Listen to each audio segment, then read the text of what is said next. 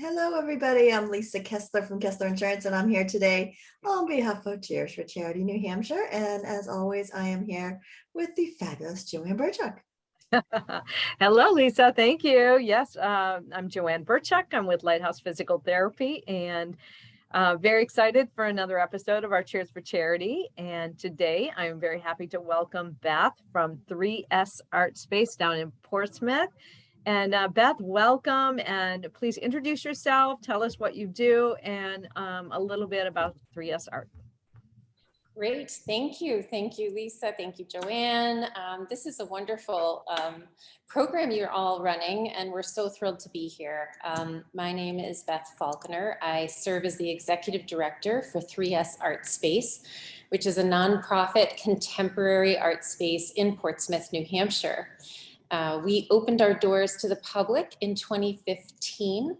We've been fully operational since then, but we were about to turn 5 just as the pandemic hit, and we had hoped to celebrate that. But we have found lots of ways to celebrate by bringing forward opportunities for artists and audience alike throughout the pandemic, and we are thrilled to see our live audiences returning and our artists really having their exhibitions visited in our contemporary visual arts gallery. So I've been here about 6 years. I've seen tremendous growth in the organization, lots of change in the community, and I've had just the unbelievable good fortune of meeting so many artists and so many members of the public, and just feeling the energy of what happens when you really work on the intersection of contemporary issues and you use contemporary artists and musicians' voices to give voice to those issues. And so that's really our sweet spot. You know, we really believe that contemporary arts and arts in general, of course, but for us, contemporary arts provide a way to talk about what's happening to us today, what matters to us today, and encourage communication, reflection, perspective, joy. We believe that the arts have the capacity to really encourage empathy, which I think is something that's important, necessary today. And honestly, I love 3S and what we're doing because I love watching this creative energy and this positive intention that happens all around me. I've been to a couple of the shows there and other events in your meeting space there, and it's beautiful. It's such a great space to go to an event, and I do say that one of the art exhibits I went to was very, very thought-provoking, and it was fantastic. How frequently do you change the art exhibits there? So we typically exhibit an artist or a group show for 8 weeks to 10 weeks. We are actually just about to turn over right now. And one thing you'll probably be interested in knowing is that we're curated through the beginning, maybe even the middle of 2024 right now in our main space. And that's something that we're very excited about knowing what's coming up, because we can help hopefully build programming around those artists, build engagement opportunities, identify public groups or even just individuals who might have interests so that we can even deepen that level of engagement. You know, like all of the nonprofits, we're constantly kind of working simultaneously on breadth and depth, you know, like we want to see more people in here, but we also want to see you really deepen the level of your engagement here. And so in addition to that amazing gallery that has the 25-foot high ceilings and that expansive space, which we consider our main gallery, we actually have a lobby gallery in our lobby, and we are launching an artisan retail shop in that space as well. So when you're used to kind of coming in and it feels a little like, you know, it's a lobby, you're being kind of welcomed, but it does have that feeling of just a transitional space. Well, we're turning that into a more intentional space, and I'm excited about that as well. That's great. Well, and great for the artists. Yes, because as you know, not everything our our main gallery is not commercial in its mission or in its impact on our own operating budget as a nonprofit, right? We hold that space free for the public. It isn't free to operate. And a lot of the work is not what you would think of as something you'd want to buy for your business or buy for your home, but it's so amazing to visit. So we love the fact that the lobby gallery can be more commercial in nature and really unapologetically so. You know, we want artists' work to be purchased. We want people to live with work, to work with work on their walls. So kind of excited about that too. Lisa, I think I cut you off. You were starting to say something. Oh, no, yeah. And since then I've had about 23 other questions going through my head. Right? Yeah, because I'm just so excited. So in addition to the sort of main space in the lobby space, which sometimes you also feature local artists or artists from anywhere, I suppose. I guess that's my two questions. One, are the artists from all over the world? How does that work? And then the second part is I'd love to hear more about the space where you actually hold events. Oh, our performance space, yeah. From a visual arts standpoint, we will accept submissions from all over the world. We are not an intentionally local organization, although we're always very cognizant of, and I think careful about curating local into our programming. So we always have a presence for local artists, whether it's through our yard sale or through the lobby gallery or our Loading Dock concert series is intentionally local and regional acts. But as an organization, we are happy to bring things to Portsmouth that haven't been to Portsmouth before. And that's equally as important to us. You know, the touring musicians, the artists from other spaces, that's exciting to us.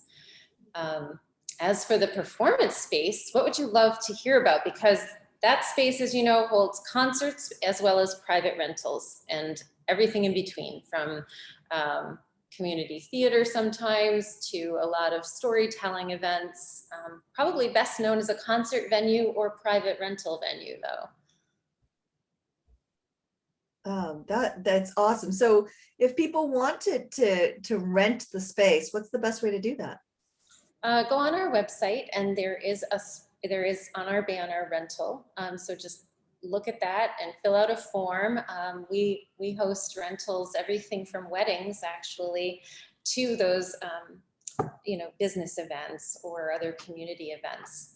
We also run a community grant program every year, and we grant 6 nonprofits access to our space because we know how hard it is as a nonprofit to connect with your community, to connect with your constituents and your your philanthropers or philanthropic audience there. Got a little tongue-tied. And it's not easy. You know, for us, we're so lucky. We've got space available to reach our public all the time, but we know that's not the case for everyone. So we're happy to grant that 6 times a year. That's amazing. That's so generous. So the events that you have in that space, they seem to really run the gamut, as you mentioned. Are there things coming up in the fall that you're kind of excited about? Yes, because we're so excited for the return in person to Project Upcycle. Project Upcycle is a 3S produced event as well as 3S presented. And it's in collaboration with a wonderful member of our community who likes to be known as Recover Girl. She came to us long ago and said, I'd love to do some sort of community sewing event. And together that has blossomed into an enormous event supported by so many members of our community. And that is really, it's just remarkable to see. We support 8 emerging designers, and we bring them here and we put them in a hotel for a couple of nights, and they do a challenge on site, a sustainable design challenge, kind of like Project Runway. I'm probably not supposed to say that out loud here, but inspired by the element of you've got 2 days to come up with something. And for us, it's New England streetwear this time. And they're going to be using fabric that is a dead stock or an end stock. So a company's not using that anymore, or they have overruns of whatever product it is that they've made. And so we're taking this product and turning it into whatever that designer's idea of New England streetwear is. And we have a huge runway event and competition. We have some incredible judges that are joining us this year from the industry and from the MFA, major curatorial fashion folks coming to lend their guidance to this group. And then community members walk the runway. We call them community role models. And we use the event to help the community get to know who else is in the community that you haven't heard of, who's doing good work out there. You know, I'm sure you know this, but there are extroverts in every community. We know them.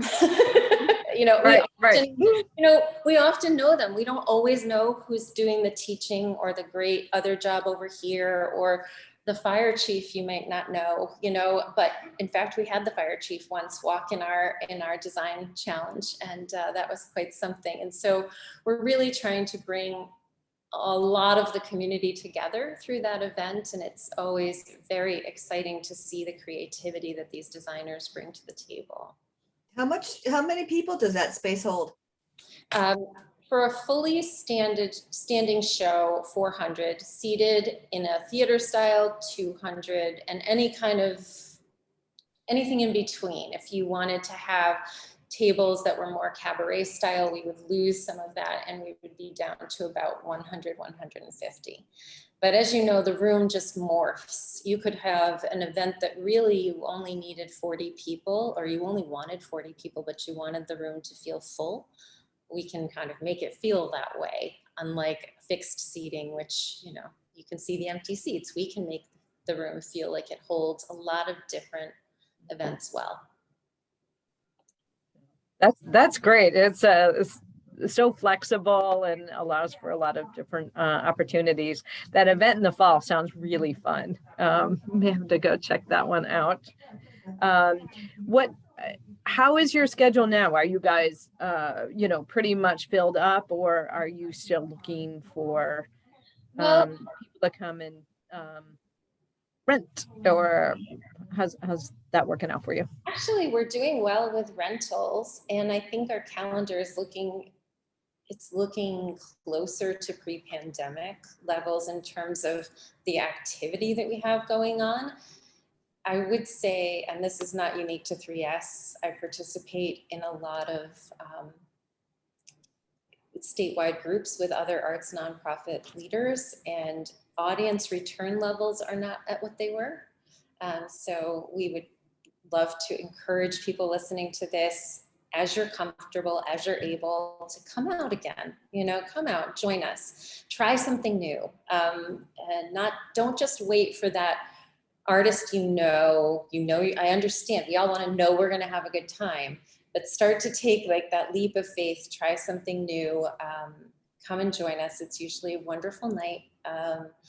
And I think all of the arts organizations, not 3S, would share that message. You know, please join us again as you're comfortable, as you're able, because it's taking a while to see things happen. We're seeing a lot of people sign up and not choose to come on the day of, and I understand that. We're all still coming out of a tricky time, but the pace is definitely almost back to where it was. We just need to see the community back to where it was, or better.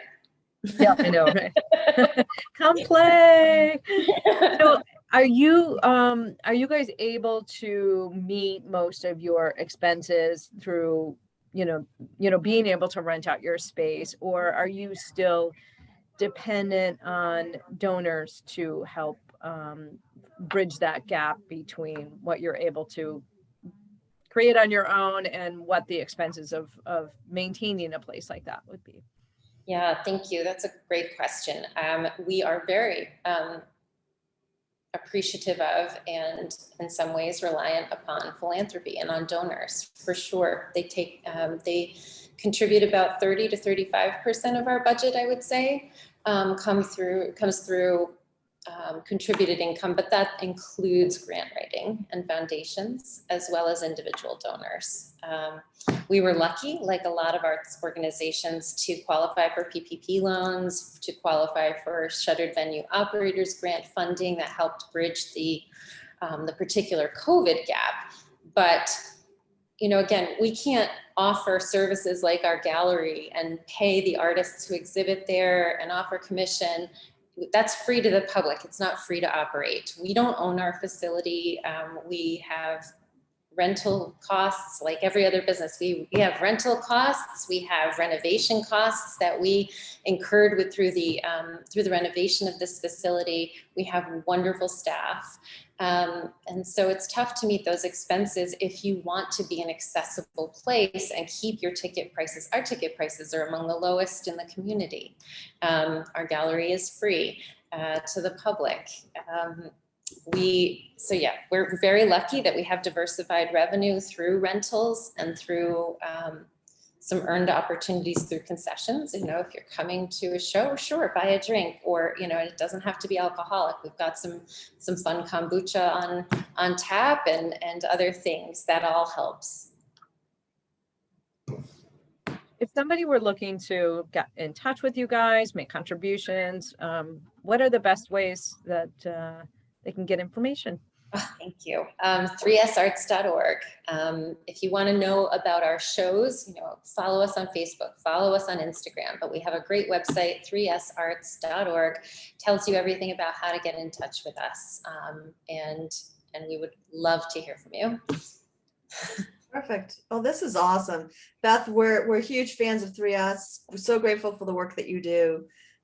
Can't wait to see more of it as the year continues, and be guests in the facility. And I really appreciate your time today to share all this goodness with us. Thank you so much. Thank you. We really appreciate it too. And I hope when you're here next time, please look for me. I'd love to say hi. I really appreciate this. Thank you.